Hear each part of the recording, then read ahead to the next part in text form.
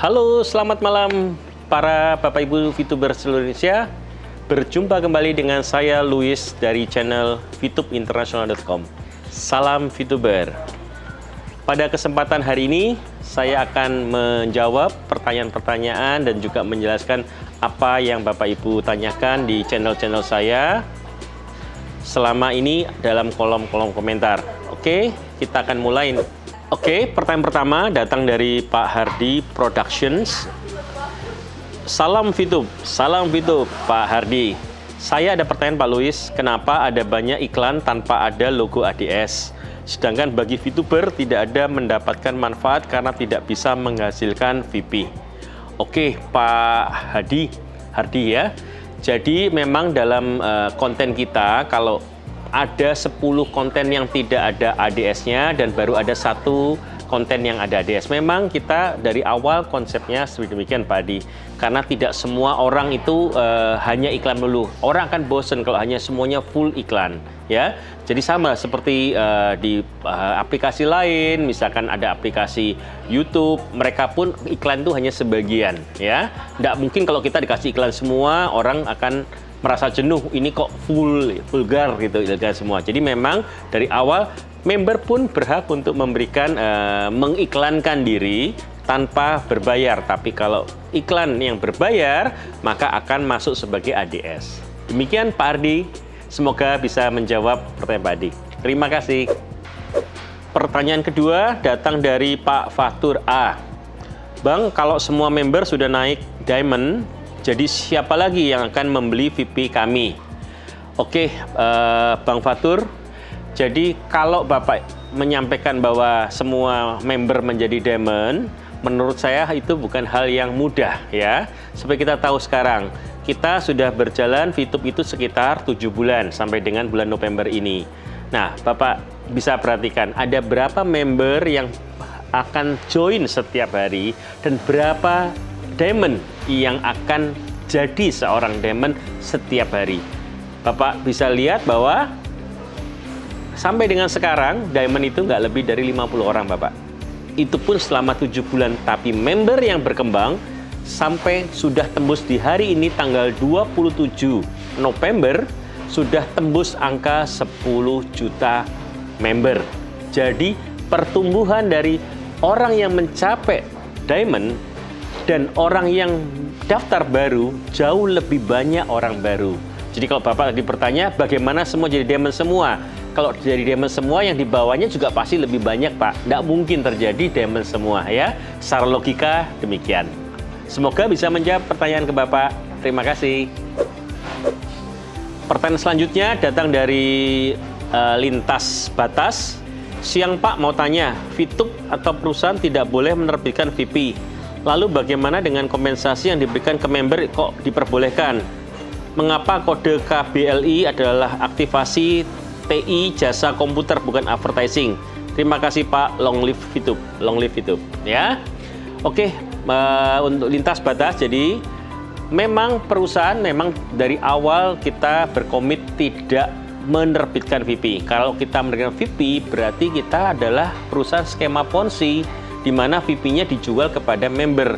Di sini yang bisa menghasilkan VP itu adalah para member sendiri dengan cara menonton iklan, ya.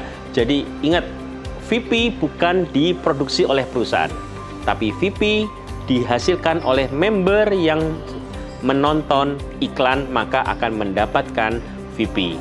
Nah, kalau Bapak menanya juga kompensasinya boleh, ya pasti boleh dong. Memang itu izin yang kita ajukan. Jadi memang VP-nya diberikan kepada member sebagai hasil dia menonton. Karena VP adalah mata uang atau currency di bisnis VTube ini.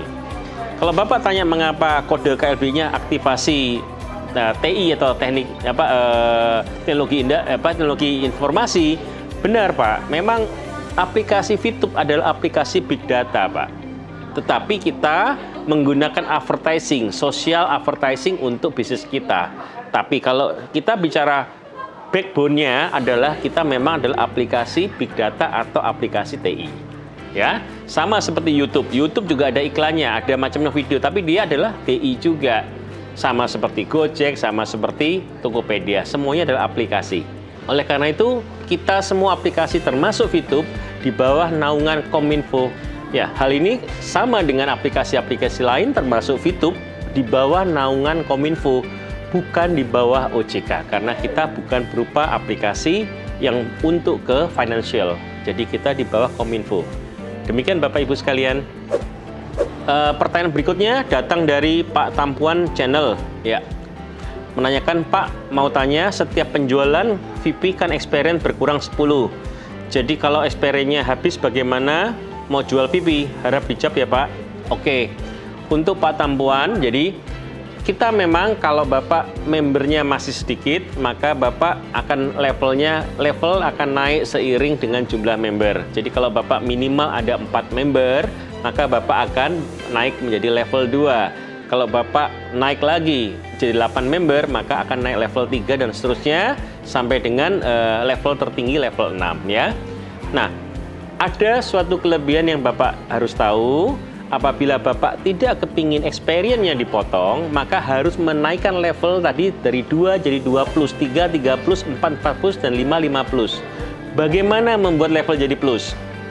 Caranya adalah Bapak harus mengarahkan atau mengedukasi ke tim, di mana apabila tim Bapak ada membeli paket bintang 2, maka Bapak akan mendapatkan nilai levelnya naik menjadi plus. Contoh misalkan Bapak bintang 3 ya, level 3. Level 3 dia adalah member minimal 8.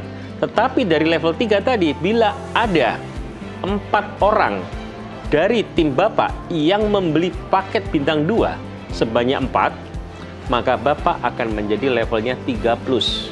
Apa dampaknya dengan ada kata plus? Dengan ada kata plus, maka Bapak 3 akan dipotong lagi untuk referralnya sebanyak 10 ya. Jadi ada cara pertama adalah Bapak tingkatkan level Bapak menjadi plus. Itu cara pertama. Cara kedua tadi, atau jawaban Bapak tanya, kalau habis bagaimana? Misalkan Bapak tidak berhasil atau belum berhasil membuat jadi levelnya plus, maka bila sampai VIP-nya habis bagaimana? Ya kalau sudah habis ya nggak akan dipotong, tetap Bapak masih bisa mencairkan. Tetapi tadi dengan habisnya tadi tidak akan memotong VIP-nya. Jadi kalau VIP-nya, tidak akan memotong experience-nya, tapi experience masih ada, akan kepotong 10 setiap transaksi bila belum levelnya plus. Ya, saya ulangi kembali. Kalau levelnya belum plus, maka akan ada potongan 10. Tapi saat kita dipotong experience-nya habis, maka tidak akan dipotong lagi. Habis mau dipotong bagaimana Bapak? Ya, demikian jawaban dari saya. Oke, pertanyaan selanjutnya datang dari Bear Channel. Om mau tanya, cloning APK lebih dari 1 dalam satu HP, apakah ada risiko akun utama akan di-freeze? Oke, untuk Bear Channel ya. Jadi memang secara aturan memang hampir semua apapun ya, termasuk Fitup dan juga lain, siapa sih yang kepingin aplikasinya digandakan ya. Jadi memang secara proses kalau kita bicara menggandakan atau cloning aplikasi, secara undang-undang kita nggak boleh, itu sebenarnya ilegal ya. Sesuatu digandakan, cloning itu kita tidak dibenarkan. Dan memang kalau memang dari sistem bisa mendeteksi Pak, itu yang kita harus hati-hati bahwa apabila kita mengcloning, ada kemungkinan akunnya akan dibekukan oleh manajemen ya.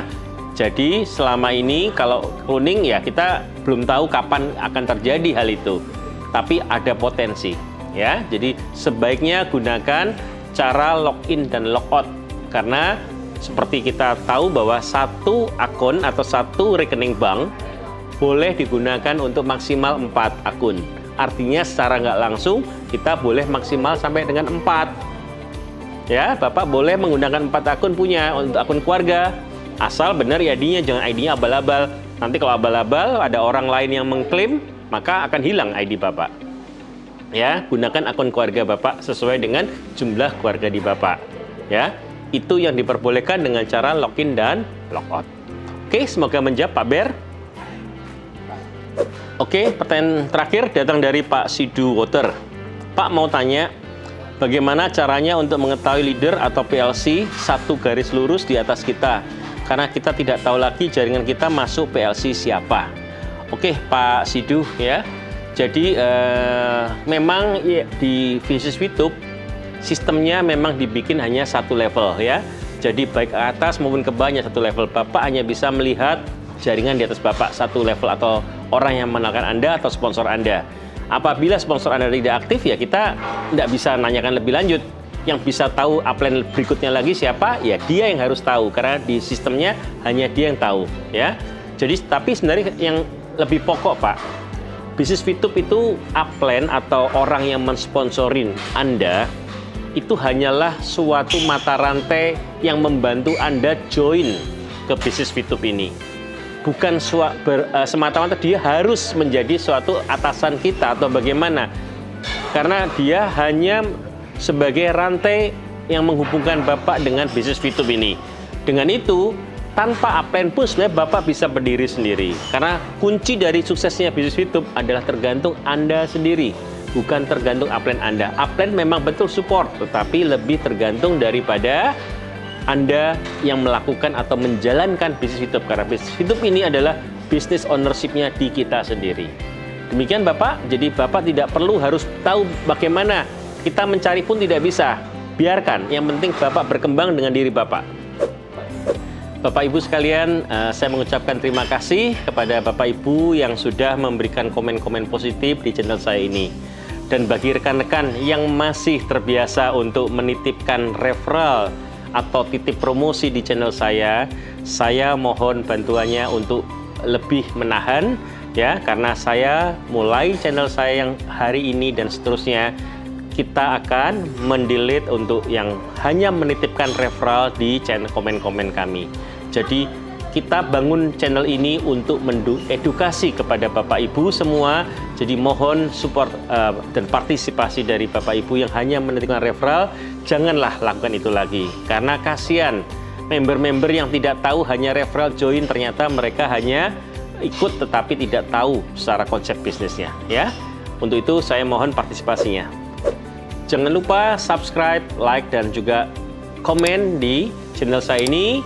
Silahkan memberikan masukan-masukan yang bermanfaat untuk kita semua atau ide yang Bapak Ibu mau sampaikan untuk perkembangan channel kita ini.